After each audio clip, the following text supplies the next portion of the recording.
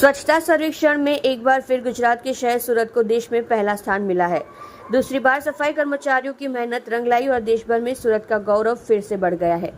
सुरतियों में स्वच्छता के प्रति जागरूकता और जिद के कारण यह दूसरी बार नंबर 1 पर आया है। स्वच्छता में पहली रैंक मिलने पर सूरत नगर निगम में खुशी का माहौल है। हीरे के शहर, कपड़ा और फूलों के शहर सूरत ने एक और खिताब हासिल किया है।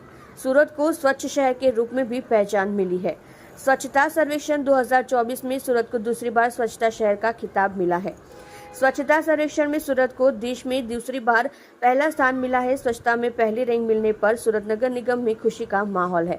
स्वच्छता पर जोर देने के कारण ही यह दूसरी बार नंबर 1 पर आया। दूसरी बार सफाई कर्मचारियों की मेहनत रंग लाई और देश भर में सूरत का गौरव फिर से बढ़ गया है।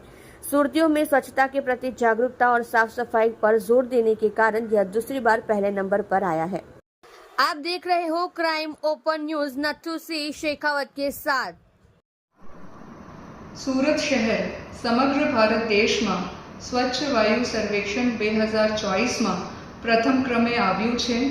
ભારતના યશસ્વી પ્રધાનમંત્રી શ્રી નરેન્દ્રભાઈ મોદી સાહેબના નેતૃત્વ હેઠળ અને ગુજરાતના માનનીય મુખ્યમંત્રી શ્રી ભૂપેન્દ્રભાઈ પટેલ સાહેબના માર્ગદર્શન હેઠળ सूरत શહેરને આ સિદ્ધિ મળેલ છે।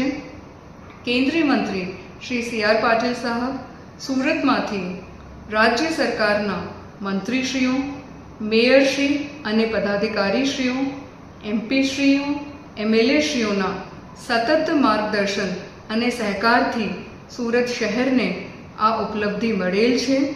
सूरत શહેરની વહીવટી ટીમને પણ હું અભિનંદન પાઠવું છું।